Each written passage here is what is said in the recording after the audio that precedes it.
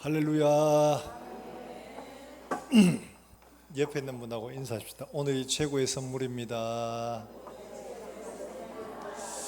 예, 오늘 지금 여기에 살아있는 것이 최고의 하나님의 선물입니다. 예. 예. 인생을 살면서 꼭 확인해야 될 것들이 없잖아 있죠. 올 초에 노예 임원이다 보니까 임원의 수련회를 가게 됐는데 그 준비하신 분이 여권 사진을 좀 보내주세요 이래가지고 휴대폰으로 찍어서 보내줬어요. 당연히 그 몽골 갈 때도 썼고 했기 때문에 문제가 없으리라고 생각하고 그냥 유심히 보지 않았죠. 그런데 얼마 지나지 않아서 그분한테 이렇게 그 담당하신 장로님이 전화 온 거예요. 목사님 여권 다시 한번 확인을 한번 해주세요. 그래서 문제가 없을 텐데 이러면서 이랬더니만은 좀 문제가 있네요 이러는 거. 그래가지고 뭐 문제가 있지 이러면서 다시 꼼꼼히 보니까 세상에나 유효기간이 지난 여권이었습니다. 유효기간이 이미 만료가 됐네. 올 초에 만료가 됐는데 그것도 모르고 똑같은 거니까 사진도 똑같고 뭐 나머지 다 똑같으니까 괜찮은 줄 알고 그냥 찍어서 보낸 거였어요. 근데 그분이 마침 그 발급일자 유효기간인데 유효기간을 보고는 이거 지난 건데 이러고 연락을 하신 거예요. 여튼 제가 그래 혹시나 싶어서 물어봤어요. 단체로 여행 가신 분들 그런 경우가 들어 있답니다. 여권 확인을 안 하고 가서 공항에서 못 가고 결국에는 빠꾸돼 가지고 오는 그런 경우가 있다고 얘기하더라고요. 깜짝 놀랐죠. 제대로 확인해야 될 것 제대로 확인하는 게 필요합니다. 신앙생활하면서 제대로 확인해야 될 것들이 없잖아 있습니다. 꼭 확인해야 됩니다. 여러분 오늘이 최고의 선물입니다. 꼭 확인해야 될 것 말씀 듣고 여러분 확인 한번 해보시길 바랍니다. 제가 98년도에 결혼을 하고 이제 99년도에 집사람이 임신을 했었어요. 그래가지고 당연히 그냥 애는 자동으로 큰 줄 알았죠. 근데 한날 금요일 날이었어요. 그때 교육 전도사님 막 이제 강도사 되고 막 하는 그때였는데 전화가 왔어요. 왜? 그러니까 나 지금 당장 수술해야 된대.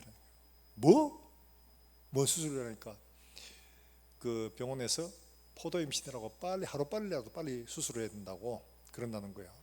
그래? 포도 임신이 뭔데? 라고 하니까 포도 임신이 뭐냐니까 그때 저도 처음 알았습니다. 착상이 돼가지고 이제 태반이 형성되고 나머지가 이제 자라가는데 배도 불러집니다. 근데 뭐가 문제냐? 애는 이미 죽었어요. 죽고 나머지 뭐 이런 기구들만 이렇게 발달하는 겁니다. 그러니까 그 선생님 말씀이 배도 정상적으로 부르고 입덧도 하고 다 한답니다. 그러다가 마지막 출산 때가 되면 출산할 때 퍽 나오는 게 애는 안 나오고 피만 한 바가지 나온다는 거예요. 깜짝 놀랐어요.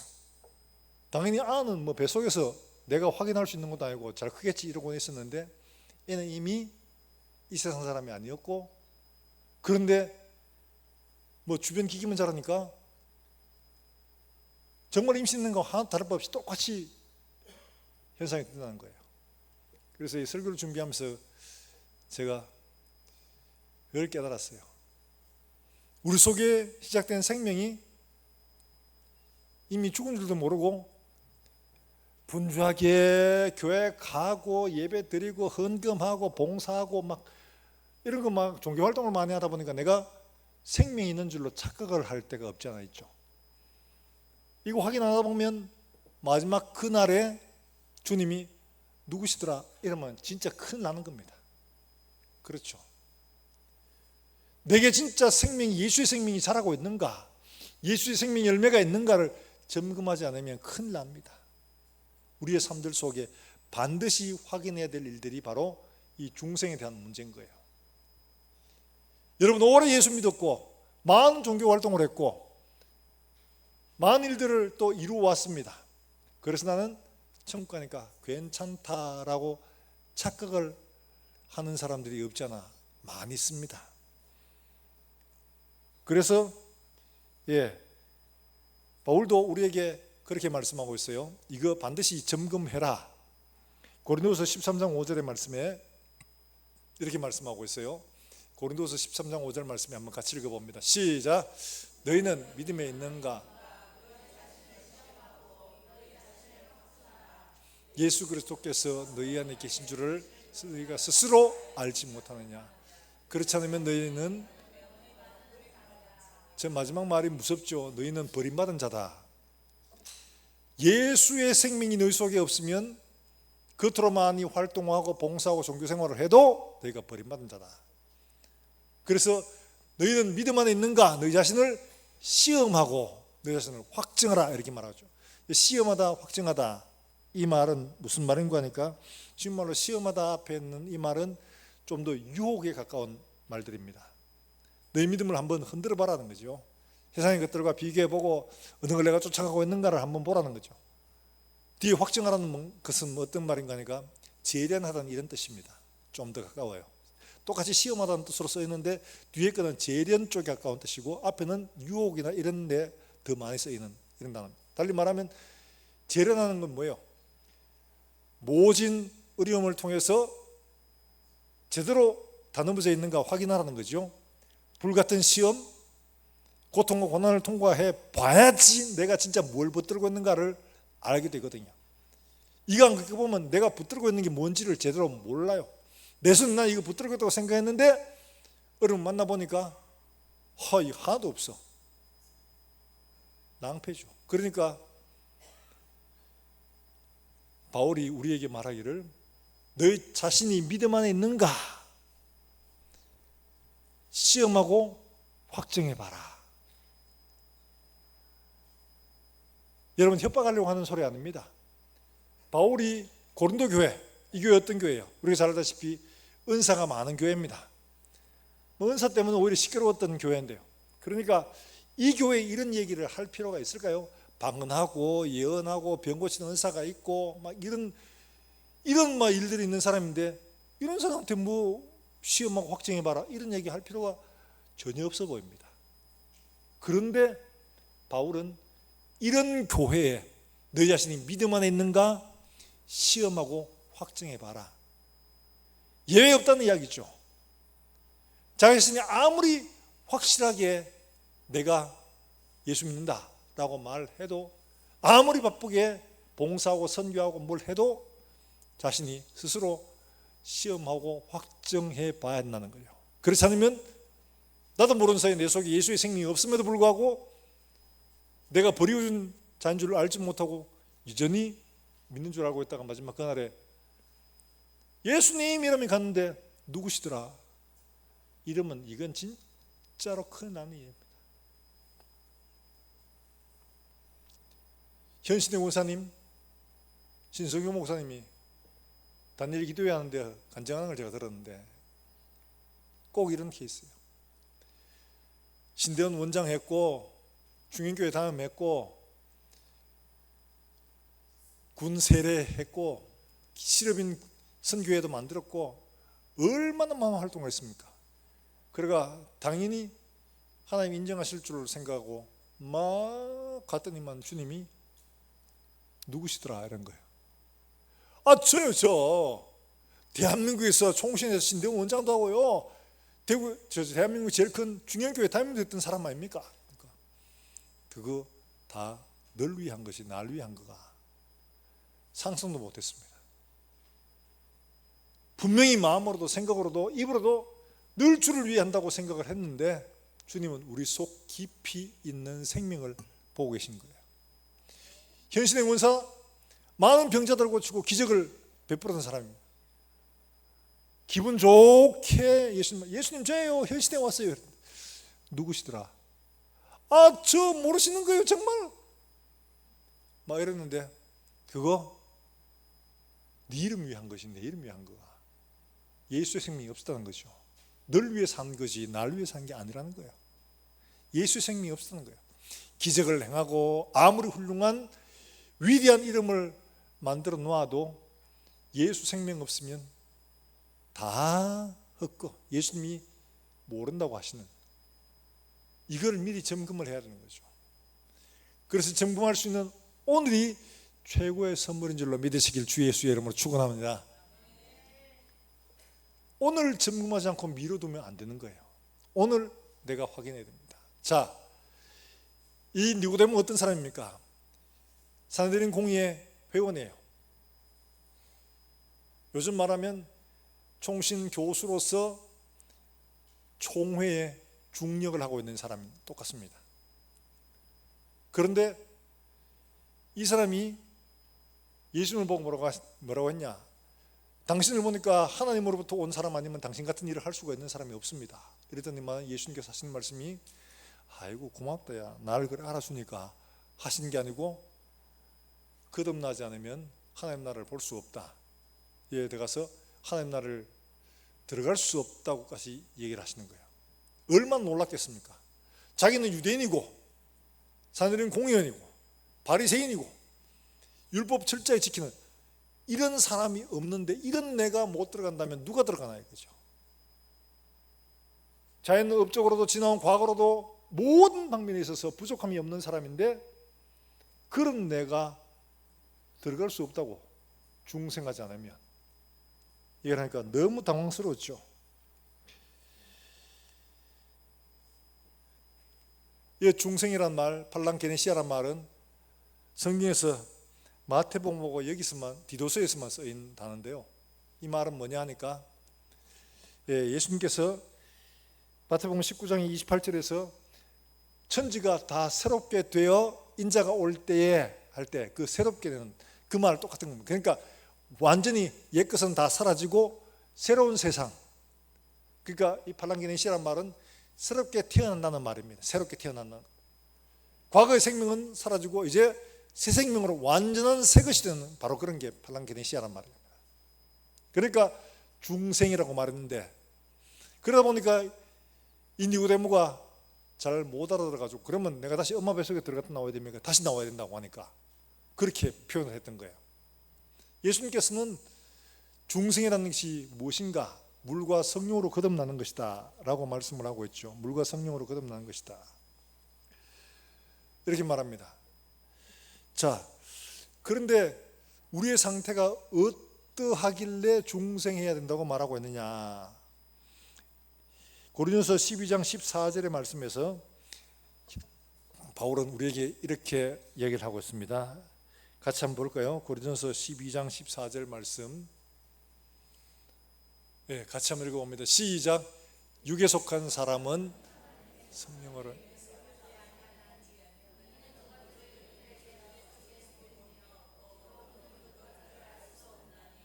그러한 일은 자, 육에 속한 사람, 거듭나지 못한 사람이에요. 거듭나지 못한 사람은 어떠냐? 성령의 일들을 받지 못하는 거예요. 받지 아니하나니 하지만 사실 받지 못하는 거예요. 왜냐하니까 그들에게는 어리석게 보이고 또 할 수도 없기 때문에 그런 거예요. 그런 일은 영적으로 분별되기 때문에 거듭나지 않았기 때문에 영적으로 분별을 할 수가 없는 겁니다. 자, 그러면 인간의 구조를 좀 이해를 할 필요가 있죠. 하나님이 창세기에 사람을 흙으로 만드셨어요. 그 흙덩어리예요. 흙덩어리 조각범일 뿐이에요. 그런데 거기에다가 하나님이 빨대를 콧구멍에 꼽아가지고 훅 빨대를 꼽은 건 아니고 그냥 숨을 코에 불어 넣으셨죠. 그러니까 뭐가 됐어요? 그게 뭐가 됐어요? 그게 코에다가 호흡을 불어넣은 숨을 불어넣으니까 그가 뭐가 된지라? 생명이 된지라. 흙덩어리가 아니고 생명이 되었다고 말하고 있습니다. 생명. 그러니까 우리에게는 육으로 이루어진 몸이 있고 우리 속에 진짜 주인은 뭐냐? 영혼이 주인이라는 이야기죠. 이 영혼이 주인인데 하나님으로부터 왔다는 거예요. 하나님으로부터. 그러니까 하나님으로부터 온 영이 살아있지 못하면 육신은 어떻게 해요? 육에 속한 사람은 하나님의 일을 알지도 못하니까 받지도 못하고 행할 수도 없게 되는 상태가 되는 겁니다. 하나님이 인간이 범죄하고 난 뒤에 너는 흙이니 흙으로 돌아가라 말씀하셨는데 그들이 흙이니 흙으로 돌아가라 하자마자 빡 쓰러져가 죽었느냐? 안 죽었습니다. 그렇죠? 안 죽고 900살 넘게 오래 살았습니다. 근데 빡 죽은 건 뭐냐? 영원히 죽었던 거예요. 생명의 끈이 영이 하나님께 연결되어 있다가 영이 하나님으로부터 단절된 겁니다. 그러니까 이런 현상이 뭐냐? 하나님을 두려워하기 시작한 겁니다. 그리고는 하나님으로부터 피한 겁니다. 이게 하나님과 영으로 단절됐다는 증거라는 거예요. 로마서 1장 27절에 뭐라고 말하냐? 27절 28절 말씀에서 하나님이 우리 인간의 상태를 말하기를 뭐라고 말씀하고 있느냐 하니까 이렇게 말씀하고 있죠. 로마서 1장 27절 28절 말씀, 28절 말씀 한번 붙여주시겠어요? 같이 한번 읽어봅니다. 시작. 또한 그들이 하나님 두기를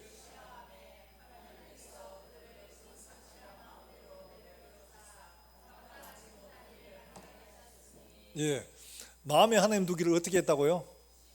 싫어하며. 마음에 하나님 두기를 싫어하며.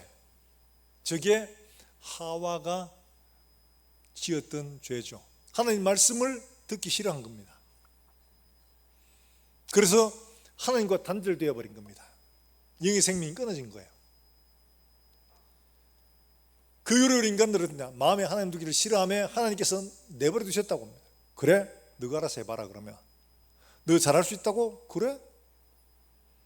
그 결과가 어떻습니까? 노아 때 악함으로 심판을 당했는데도 알지 못하고 또 그러죠.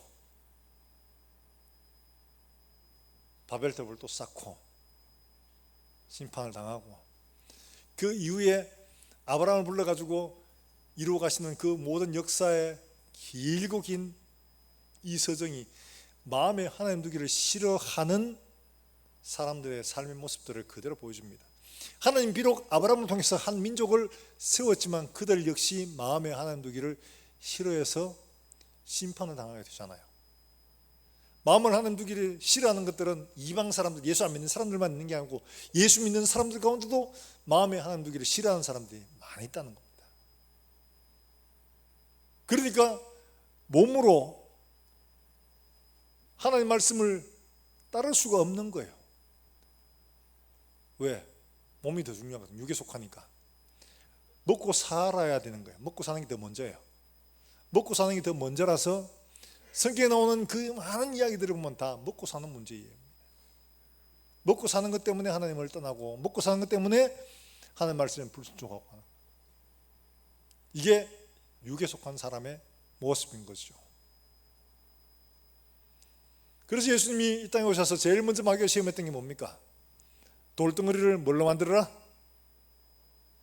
케이크로 만들어라? 네, 떡을 만들어라. 먹는 문제부터 하는 겁니다. 먹는 문제부터. 떡을 먹는 것, 우리 육신의 생명을 유지하기 위한 겁니다. 육에 속한 사람은 그런 거예요.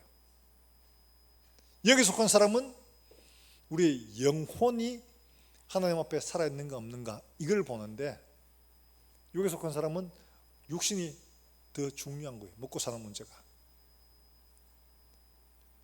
그렇기 때문에 너희는 그렇게 살면 육에 속한 사람은 육에 속한 대로 심판의 길로 갈 수밖에 없다. 영에 속해야 된다. 그래서 영의 생명이 다시 하나님으로부터 주어져야 하기 때문에 중생이라는 말을 쓰게 된 겁니다. 중생. 니고데모는 예수님을 변호했던 사람이에요.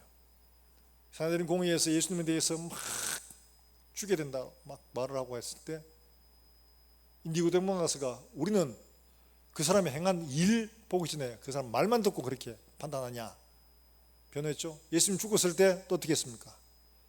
빌라도에 가서 예수의 시체를 달라, 반역자의 시체를 달라. 이거 있을 수 없는 일입니다.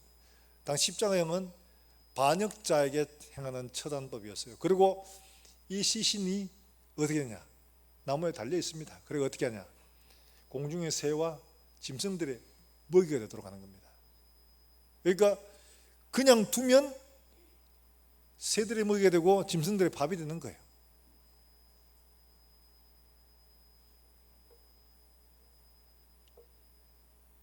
이걸 막기 위해 유대인들이 가장 수치스럽게 생각하는 것 중에 하나가 바로 이거예요. 시신이 제대로 땅에 묻히지 못하는 것, 제대로 이게 장례가 치러지는 걸 굉장한 소위 말해서 복이라고 생각을 하는 사람들. 그러니까 니고데모가 예수님을 갖다가 시신을 가져다가 자기의 새로 판 무덤에 안치할 만큼 예수님을 인정하고 따랐던 사람이라는 거죠. 그런 그에게 거듭나야 된다, 중생해야 된다, 이런 말씀 하실 필요가 뭐 있을까요? 아유, 고맙다 야, 잘하고 있다 야, 요렇게 도덕적으로 요래 해라 하면 되잖아요. 이미 율법은 다 잘 지키고 있으니까. 그런데 예수님은 이런 사람이 더 안타까운 거예요. 교회를 다니지만 예수의 생명이 없는 사람이 더 안타까운 거예요. 열심히 종교 생활을 하지만 그 속에 예수의 생명이 없는 사람이 정말 불쌍한 사람이에요. 그렇기 때문에 우리는 우리 속에 예수의 생명이 있는가를 확인하고 점검하고 시험하고 검증해야 하는 거예요. 사랑하는 여러분들, 그렇지 않으면 마지막 날 가서 내가 너를 모른다. 아, 주님, 내가 성가대도 하고 찬양팀도 하고 교사도 하고 얼마나 많이 했는데, 해도 그거 나 위에 한 게 아니고 너 죽으라고 한 거잖아. 내 생명으로 한 게 아니고 네 생명으로 한 거지. 그러니까 교회가 뒤에 가면 교회가 안 되고 교회가 문화교실 될 수가 있는 겁니다. 교회 가서 문화 활동을 하고 뭐 이런 걸 하는 거예요. 그러니까 우리는 더 우리 자신을 삼가고 내가 과연 예수의 생명으로 예수를 위해 살아가고 있는 사람인지, 예수의 생명으로 내가 살고 있는지를 점검하지 않으면 이런 낭패를 만날 수가 있습니다. 자, 예수님께서 분명히 말씀하고 있죠. 이 니고데모에게 사람이 거듭나지 않으면 하나님 나라를 볼 수 없다, 하나님 나라 들어갈 수 없다, 이렇게 분명히 말씀을 해주고 계십니다.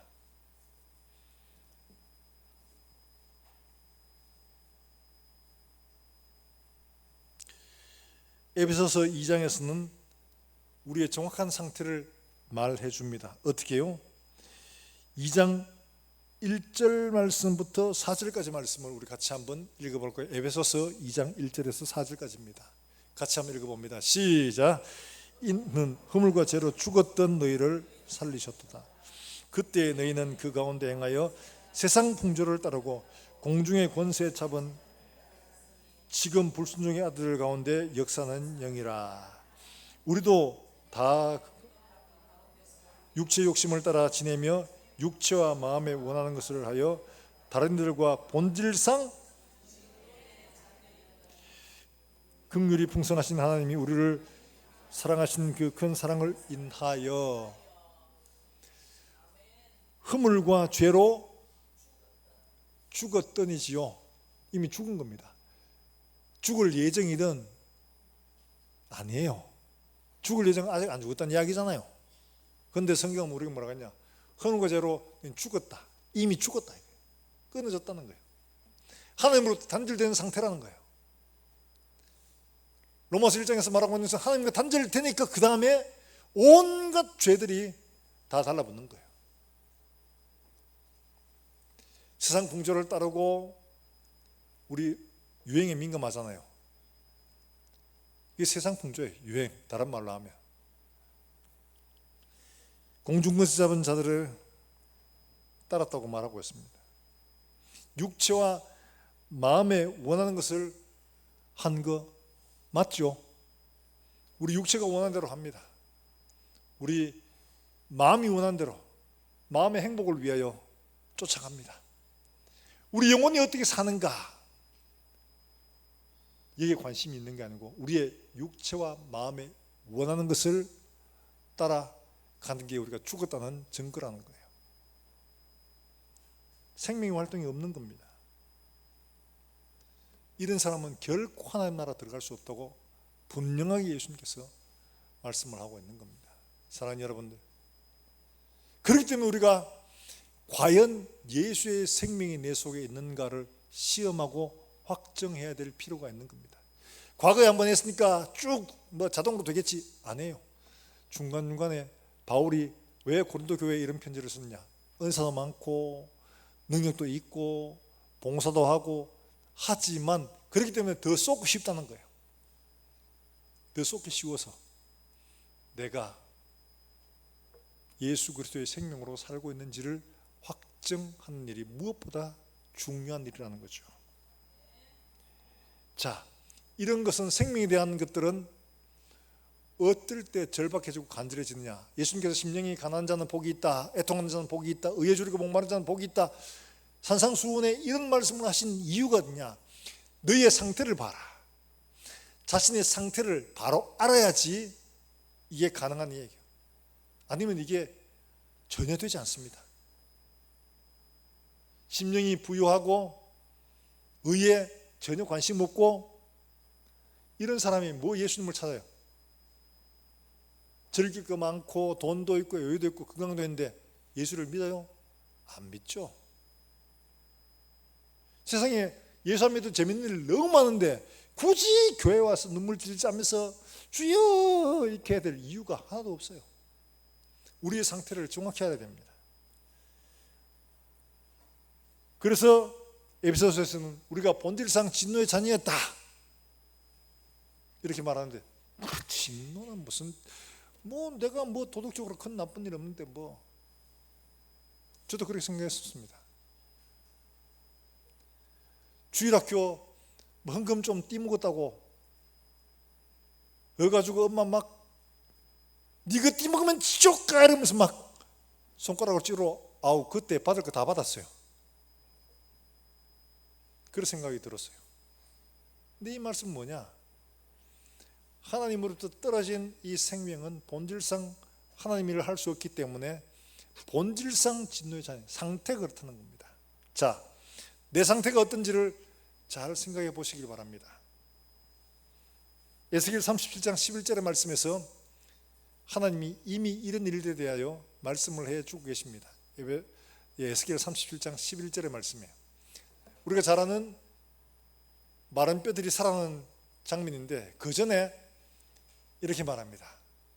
뭘 말하냐? 11절 말씀 우리 같이 한번 읽어봅니다. 시작.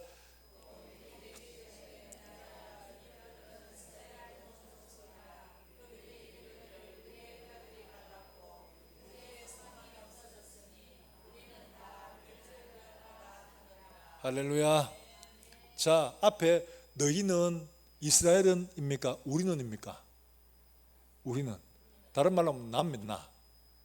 지금 이스라엘 족속이 그런 상태라는 것을 스스로 자백하는 거죠. 하나님이 말씀하시는 겁니다. 에스겔에게. 이 뼈들이 지금 상태가 어떠냐? 말라서 생명의 징조라고는 전혀 없는, 풀 한 폭이 살점 하나 붙어있지 않은 그런 상태. 도무지 이것들이 살아있다고 볼 수가 없을 만큼이나 빼짝 말랐다는 거죠. 이게 뭐예요? 우리 상태를 그렇게 말씀하고 있는 거예요. 달리 말하면 뭐예요?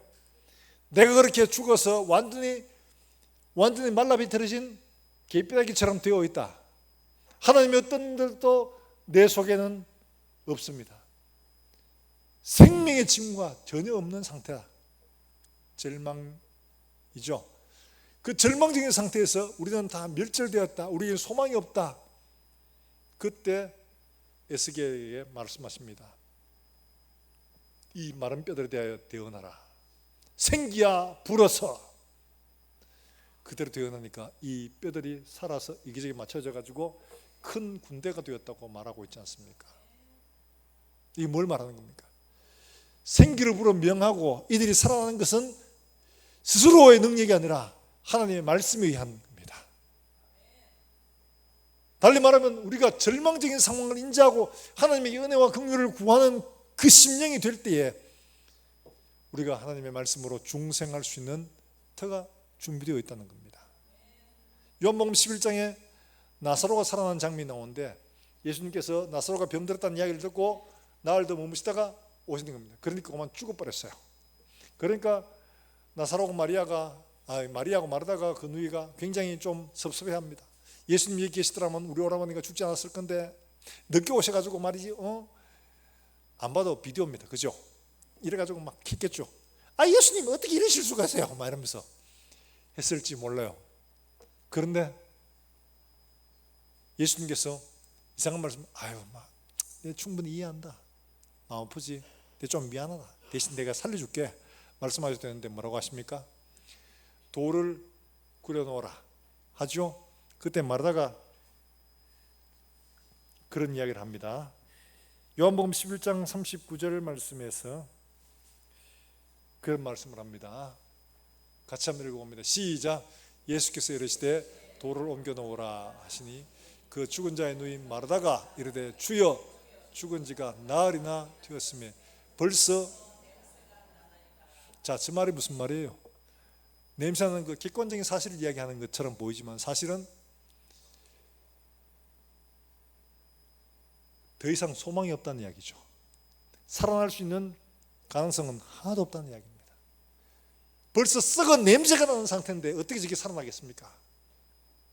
할 수 없다는 이야기죠. 절망적인 우리의 상태가 그렇다는 것을 하나님 그렇습니다. 나는 아무런 소망이 없습니다. 선을 하다 선을 능력도 없고 하나님 뜻을 알지도 못하겠고 주님이 이런 내가 어떻게 생명을 얻을 수가 있습니까? 절망적인 거죠. 예수님의 옷가에 한번 손대기를 원했던 혈육병 여인, 그 여인처럼 어떻게 하든 예수님의 옷가에라도 한번 대해보려고 몸부림치던 그 여인의 그 절박한 마음. 그래서 이혜령 선생이 지은, 이혜령 선생 아시죠? 그죠? 그 선생이 지은 시가 참 감동을 받았던, 한번 만져봐도 될까요? 허락해 주시겠습니까? 저는 옷 한 송이 당신이 전에 드린 적이 없어서 저를 기억하실지 모르겠습니다. 그러나 이 때 묻은 손으로 당신의 거룩하고 빛나는 그 옷자락에 한번 닿게 해 주십시오. 허락해 달라고 그렇게 시를 적었어요. 뭡니까? 나 같은 사람이 어떻게 예수님의 옷자락에 손을 댈 수가 있냐 말이야. 이런 더러운 사람이. 그런데 그 옷자락에 한 번이라도 닿을 수 있게 허락해 달라는 이 간절함을 표현하고 있는 거예요. 나는 자격이 없는 사람입니다. 나는 정말 자격 없는 사람이에요. 그런데 주님 당신의 몸에도 아니에요. 당신 옷자락, 주님 그 슬리퍼, 그 발에 한번 닿게 허락해 달라고. 이 시에서 표현한 그 절박함, 간절함을 말하고 있는 거죠. 어쨌든 간에 예수님께 한번 닿아보고 싶은 그 절박함. 나는 도저히 이룰 수 없는 사람이요, 능력도 자격도 공로도 아무것도 없지만 주님 허락해 주시면 주님 그 손끝 하나 대보면 좋겠습니다. 허락해 달라고. 이런 절박함. 주님, 나는 볼 수도 들을 수도 느낄 수도 알 수도 없는 존재입니다. 이 썩어 문드러진 마른 뼈 같은 제가 주의 은혜를 구합니다. 이 절박한 마음이 있는 사람에게 주님은 반드시 찾아가신 줄로 믿으시길 바랍니다. 사모하는 심령에 하나님은 찾아가십니다. 목마른 심령을 찾고 계십니다. 여호와의 눈은 온 땅을 두루 감찰하사 전심으로 자기를 향하여 은혜를 구하는 자들을 찾으신다고 역대하에서 말하고 있잖아요. 온 땅을 지금도 살피고 이 자리를 살피고 전심으로 여호와를 바라고 구하는 자들을 마음에 하나님은 좋은 것으로 생명으로 허락해 주신 줄로 믿으시길 주의 이름으로 축복합니다. 자, 어떻게 그럼 나는가 하는 것들을 잘 보여주는 게 뭐냐 하니까 바로 사도행전 2장에 있는 사건이에요. 그 사건이 뭐냐 하니까 베드로의 설교회는 우리가 흔히 성령 충만 받고 예루살렘 교회가 막 확장되어 가는 그 시기에 베드로가 했던 게요. 베드로가 성령 충만 받고 막 방언으로 사람들이 막 이야기하니까 온통 사람 시끄러웠잖아요.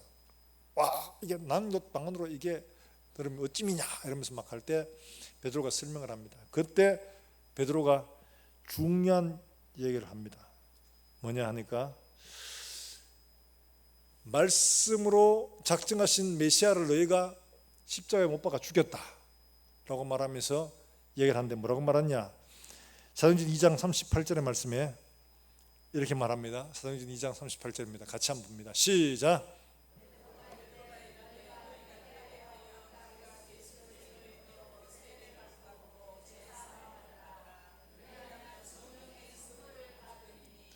예, 저게 중생을 의미하는 겁니다. 그러니까 너희가 회개하여 각각 예수 그리스도의 이름으로 세례를 받고 죄 사함을 받으라. 세례가 어떤 의미냐? 세례는 예수와 함께 죽고 예수와 함께 사는 걸 말합니다. 그래서 우리도 관수, 지금 말하는 이 물 뿌리는 것보다가 침례를 하면 이게 훨씬 더 실감이 나죠. 침례는 그가 물 속에 들어가서 예수와 함께 죽는 겁니다. 그리고 물에서 일으켜서 다시 예수와 함께 사는 것을, 이게 바로 세례입니다. 물속에 완전히 들어갔다가 나오는 거죠. 그리스도와 함께 죽고 그리스도와 함께 사는, 이게 세례입니다. 그리스도와 함께 이렇게 죽고 살아야 된다. 죄 사함을 받으라. 그래야만 성령을 받는다. 중생한다 이 말이거든요. 자, 베드로가 한 이야기 보면 왜 거듭나는 게 하나님의 성령에 의해서 말씀으로 되는가 하는 것들을 보여주고 있죠. 베드로가 말씀을 풀어서 설교를 했더니만 그 말씀에 각자의 심령에 은혜를 받고 너희가 어떻게 해요? 회개하여 죄 사함을 받으라. 말씀으로 인하여 그들이 찔림을 받고 말씀에 복종하는 거죠. 이걸 말하는 겁니다. 영접하는 자, 그 이름을 믿는 자들에게는 하나님이 자녀가 되는 권세를 주셨다. 요한복음 1장에 말하고 있는 이 말씀이 영접이라고 하니까 뭐 환영하는 거겠지 뭐 이런 정도로 생각하는데, 로마 시대에 영접이라는 단어는 여러 가지로 쓰였습니다. 손님을 접대할 때 영접이 있고, 의미가 말하면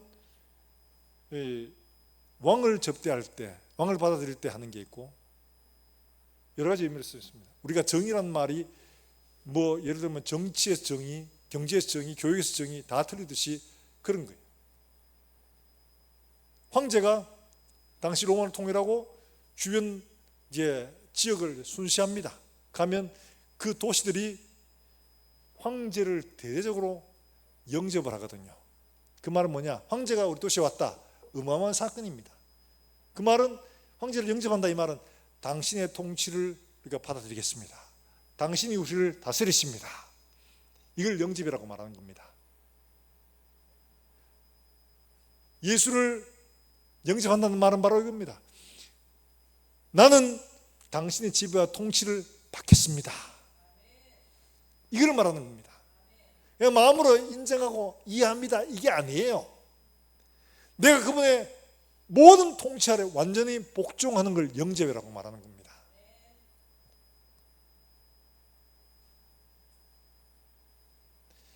베드로의 이 말에 백성들이 다 회개를 하고 예수를 영접하게 됩니다.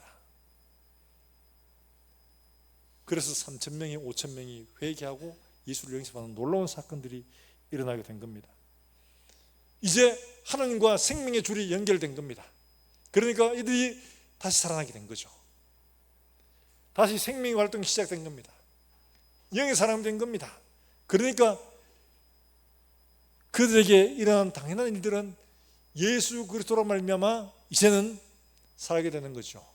삶의 원동력이 육신의 사람에서 영의 사람으로 바뀌어지는 겁니다.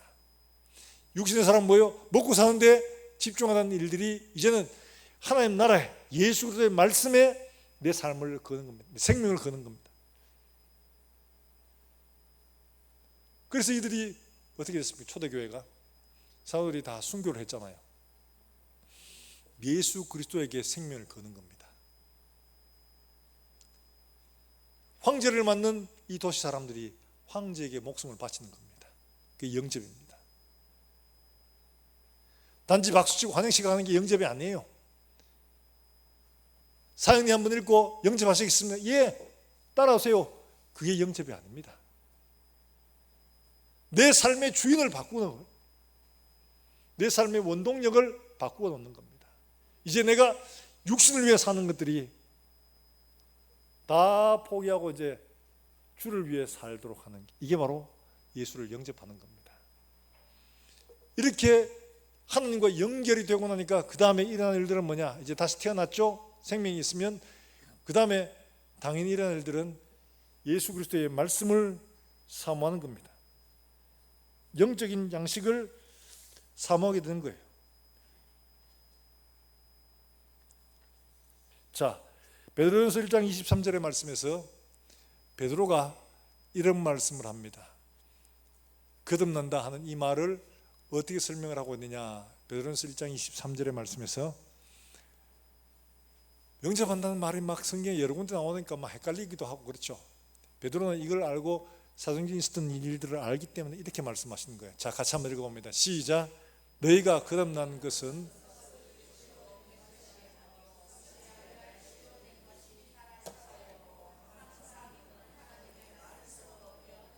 아멘. 살아있고 항상 있는 하나님의 뭐로? 말씀. 말씀으로 거듭난다. 말씀으로 중생한다는 말이 바로 그 말입니다. 말씀을 듣고 마음에 찔리고 백성들처럼 회개하여 죄사함을 입는 것. 그러면 성령께서 우리 속에 오셔서 하나님과 우리의 생명을 연결하십니다. 그게 바로 거듭남이라는 거죠. 말씀으로 찔림을 받고 회개하는 과정, 이게 전혀 없는 사람은 거듭난 사람이 아니라는 거죠. 내가 말씀을 읽을 때, 말씀을 들을 때 그 말씀이 내 심령 속에 콱 박혀서 맞습니다. 하나님, 제가 그런 사람입니다. 저를 용서해 주시고 저를 새롭게 해 주시옵소서. 하나님 앞에 은혜를 구하는 그런 경험들, 이 삶의 과정이 있는가를 묻고 있는 겁니다. 그런 사람은 당연히 말씀으로 중생했으니까 말씀을 사모할 수밖에 없는 거죠. 말씀을 사모하는 것은 당연한 겁니다. 그래서 그 이후로 일어난 일들이 어떠냐? 그러니까 에스겔 36장 26절에서 미리 일들을 예언해 주고 있습니다. 에스겔 36장 26절 말씀 같이 한번 읽어볼까요? 26절 27절 말씀 같이 한번 읽어봅니다. 시작. 너희 속에 두고 새 마음을 너에게 주되 너희 육신에서 제거하고 부드러운 마음을 줄 것이며 또 내 영을 너희 속에 두어 너희로 내 율례를 행하게 하리니 너희가 내 규례를 지켜 행할지라. 아멘. 아멘이십니까? 마른 뼈가 살아난 그 사건, 그것으로 이렇게 말씀하십니다. 내가 너희에게 새 영을 줄 것이다. 굳은 마음을 제하고 부드러운 마음을 줄 것이다. 이제 하나님 말씀을 행할 수 있도록, 들을 수 있도록, 즐거워할 수 있도록 해 주신다는 거예요.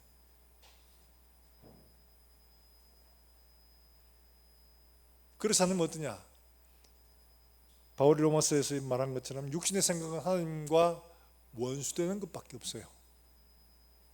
하나님과 원수된다. 왜? 육신의 생각, 육신으로 향한 삶, 육신의 삶이니까.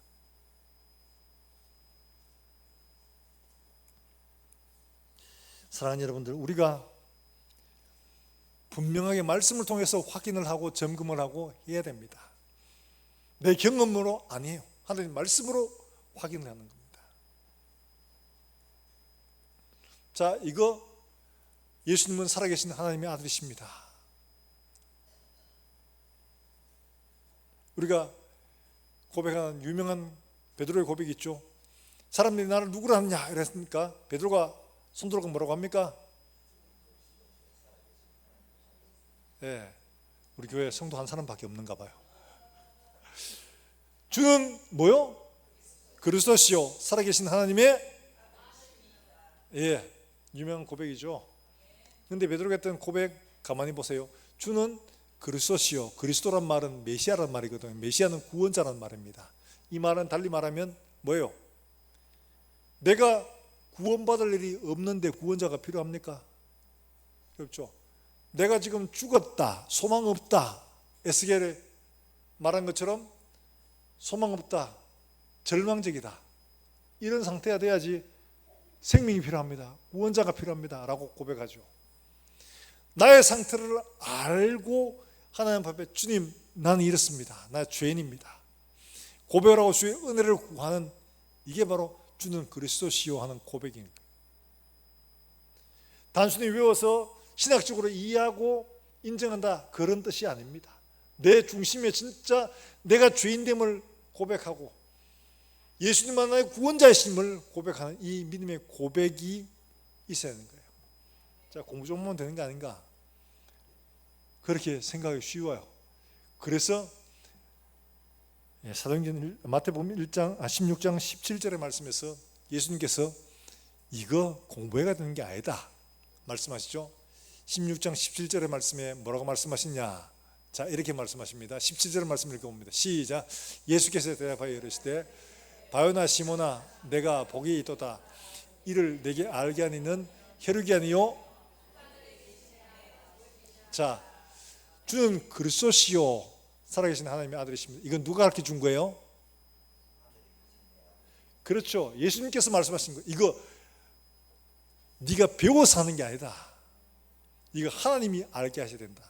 그러니까 우리가 믿음으로 고백하는 주는 그리스도십니다, 이 고백이 우리 중심 깊이 인정하는 것들은 내가 배워서 하는 게 아니라 하나님의 성령께서 하지 않으면 이거 안 된다는 거예요. 밖에 나가 한번 해보세요. 많은 사람은 예수는 그리스도십니다 한번 해보세요 하면 못합니다. 양심적으로 할 수가 없어요. 이거 하늘에 계신 내 아버지께서, 하나님의 성령께서 우리를 강권하셔서 고백할 수 있도록 하는 겁니다. 내 지식과 내 경험으로 내가 배운 것으로 하는 게 아니라는 거예요. 중생 거듭남은 그래서 출생 과정이 전적인 엄마의 힘이 있듯이 하나님께서 거듭나게 하시는 겁니다. 우리는 우리의 상태를 알고 하나님의 은혜를 구하면 하나님께서 자비와 긍휼로 이렇게 알게 하시고 고백하게 하시고 하나님의 은혜를 구하게 하는, 이런 일들은 하나님이 하시는 겁니다. 사랑하는 여러분들, 중생의 역사는 전적으로 하나님께서 하시는 일들이지 우리에게 있지 아니합니다.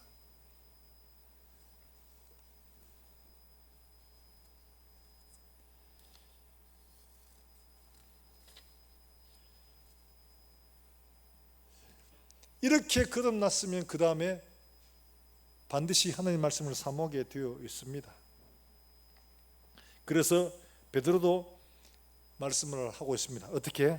베드로전서 2장 2절 말씀에 어떻게 하라고 하냐, 이렇게 말씀하라고 있어요. 베드로전서 2장 2절 말씀이에요. 그럼 같이 한번 읽어봅니다. 시작.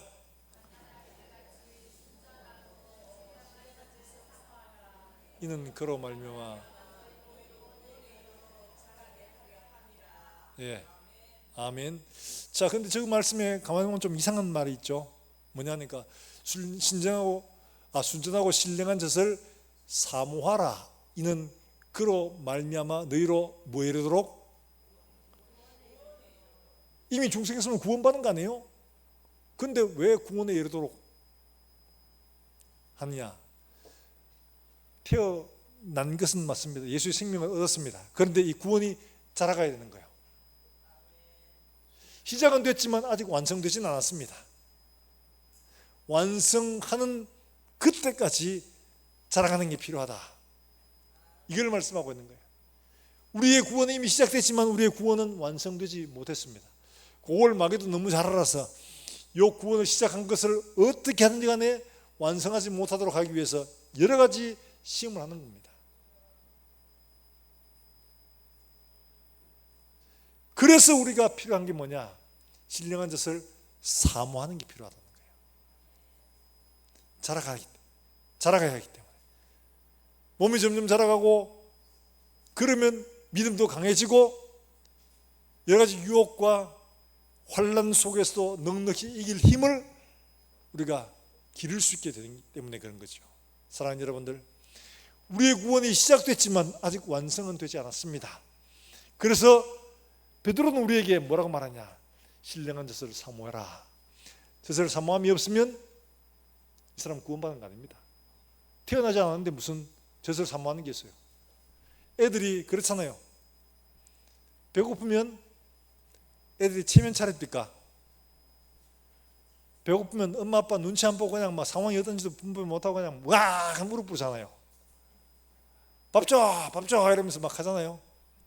아, 지금은 안 돼야. 엄마도 사회적 체면이 있지 어떻게 여기서 니한테 밥을 주냐. 그래도 아는 그런 거 전혀 생각 안 합니다. 나 배고프단 말이야 하면서 막 우르제끼죠. 이게 사모입니다. 영적인 성장을 위해서 말씀을 그렇게 사모하게 된다는 거죠. 그 사모해라고 말하고 있는 겁니다. 많은 사람들이 오해해서 내가 듣고 싶은 것, 내게 좋은 것 골라 듣는 것 생각하는데 그게 아닙니다. 우리의 필요한 것을 하나님께서 공급하실 때 너를 듣고 순종하는 겁니다. 그래야 자라가고 몸이 튼튼해지거든요. 사랑하는 여러분, 말씀 그대로 읽고 듣고 순종하여 우리가 자라날 수 있기를 주 예수의 이름으로 축복합니다. 이게 거듭난 사람의 표지입니다. 거듭나지 못한 사람은 이런 거 사모하지 않습니다. 뭐 살아가는데 뭐 아무런 문제가 없는데 뭐. 우리 중에도 그런 사람들이 있어요. 목사님은 사회생활 안 해봐서 그렇죠. 사회생활 해보세요. 먹고 사는 게 더 문제지. 먹고 돈을 벌어야 11조도 하고 먹고 돈을 벌어야 봉사도 하고 구제도 하고 할 거 아닙니까? 어디에 초점이 맞춰져 있어요? 먹고 사는 데 초점이 맞춰져 있는 겁니다. 초대교회 상황은 굉장히 열악했습니다. 이들은 황제 숭배하지 않으면 경제생활을 다 끊깁니다. 그런 상황이에요. 그런 사람들한테 베드로가 신령한 젖을 사모해라. 웃기고 있다 진짜. 먹고 살아야지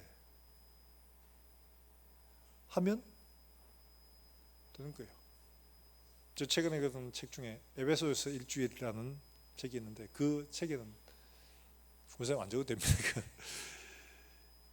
지금 사람들이 당시 1세기의 상황 속에 들어가서 거기에서 우리라면 어떻게 신앙생활을 할 수 있을까를 쓴 책이에요.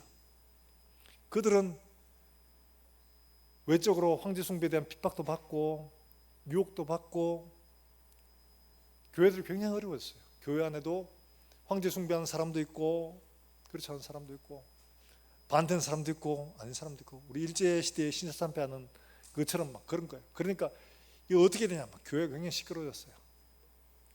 근데 그 중에 어떤 사람들은 말 그대로 일단 먹고 살아야지 뭐 다음 세대가 있든지 믿음을 전수하는지 말든지 안 까겠냐. 먹고 사는 게 더 문제지. 황제 숭배를 하고 정당화하는 이런 사람들. 만약 내 친구가 이렇다면 어떻게 해야 되나. 나는 모든 걸 다 포기하고 주를 위해 생명을 걸 수 있을까. 제가 목사님 한 분 이야기했죠. 갑바도기아 성지순례 갔다가 거기에 소위 카타콤 지하 무덤이죠. 그 가서 그들의 실제 삶들 어떻게 살았을까를 둘러보면서 벽을 잡고 통곡을 했다고 그러잖아요. 주님, 저는 못합니다. 난 자신 없습니다. 이런 상황 속에서 1년, 2년, 10년, 50년 평생을 버틸 자신도 없고 이거를 내 아들에게 물려줄 자신도 없습니다. 주님, 저는 못합니다. 벽을 잡고 떼굴떼굴 굴렀다고. 여러분, 이게 우리 현실이잖아요. 중생이라는 말이 그렇게 가벼운 이야기가 아닙니다. 거듭나야 할 수 있는 거예요. 거듭나지 못하면 절대로 할 수 없는 일들입니다. 사랑하는 여러분들, 그리스도 예수로 말미암아 거듭나서 영원한 나라를 바라보고 믿음으로 우리에게 오는 모든 도전들을 넉넉히 이기는 이런 우리 모든 성도들 되시기를 주 예수의 이름으로 축원합니다. 내 속에 과연 그 예수의 생명이, 십자가 넉넉히 이기는 그 예수의 생명이 내 속에 있는가를 점검을 해야 됩니다. 그렇지 않으면 많은 활동들 속에, 많은 봉사 속에 내가 구원받았다고 착각을 하며 살아갈 수도 있습니다. 마지막 그날 생명은 사라지고 없고 예수님 앞에 난 너를 도무지 알지 못한다 라는 소리를 듣게 된다면 얼마나 안타까운 일이겠습니까? 일평생을 바쳤는데 날마다 점검해 하나님 앞에 우리 자신의 믿음을 말씀 위에 든든히 세우시기를 다시 한번 더 주 예수의 이름으로 축복합니다. 축원합니다. 우리 함께 찬송하고 기도하겠습니다.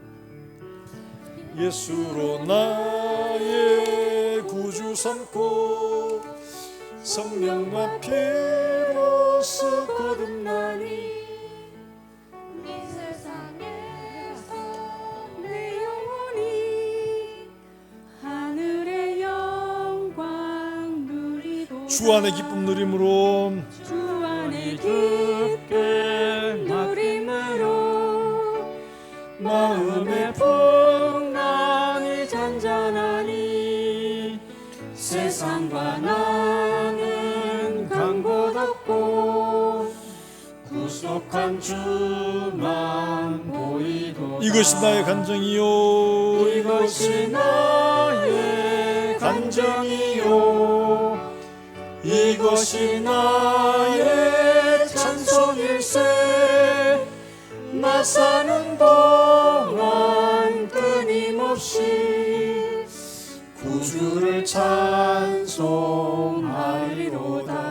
이 시간 우리가 한번 우리 자신들을 돌아보면서 예수의 생명으로 내가 살고 있는지를 돌아보고, 주님 그렇습니다, 내 힘으로는 불가능합니다. 하나님의 성령께서 나를 붙들어 주시고 주님 오실 그날 같이 믿음 굳게 지킬 수 있도록 주님 은혜 베풀어 주시옵소서. 우리 한 목소리 함께 통성으로 기도합니다. 살아계신 하나님 아버지 내려갑니다. 오늘 우리에게 주신 말씀들 다시 한 번 더 믿음으로 굳게 붙들고 주님 오실 그날 같이 우리의 믿음 흔들리지 말고 주님과 함께 나아가는 사랑하는 종들의 삶이 다 될 수 있도록 주여 은혜를 베풀어 주시기를 간절히 원합니다. 하나님 아버지, 이 세상에서 우리의 믿음을 점검하라고 말씀하신 것처럼 우리의 믿음 오늘 이 시간 다시 한번 점검해보고 내 속에 예수의 생명으로 살아가는 삶의 열매가 있는지를 돌아볼 수 있도록 주님 축복해 주시기를 간절히 원합니다. 하나님 아버지 은혜를 감사합니다.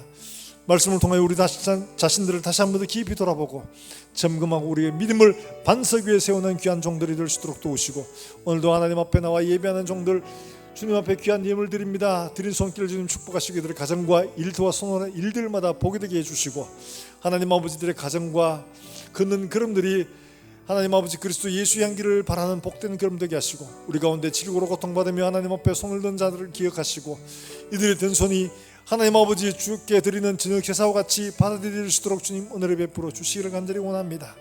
하나님 아버지 오늘도 우리 주일학교 아이들 기억하시며 하나님 이들이 말씀 안에서 든든히 잘 자라날 수 있도록 주님 축복하시고, 오늘도 주 예수의 복음을 전하는 사랑하는 선교사들을 기억하시고 그들을 통하여 오늘도 생명의 놀라운 역사들이 일어날 수 있도록 주님 축복해 주시옵소서. 주님 오실 그날같이 우리 교회가 세상의 등불이 되고 세상의 빛이 되고 세상의 소금이 되어 그리스도 예수를 전하는 아름다운 교회가 될 수 있도록 주님 축복해 주시기를 원합니다. 감사하며 예수님의 이름으로 기도합나이다. 아멘.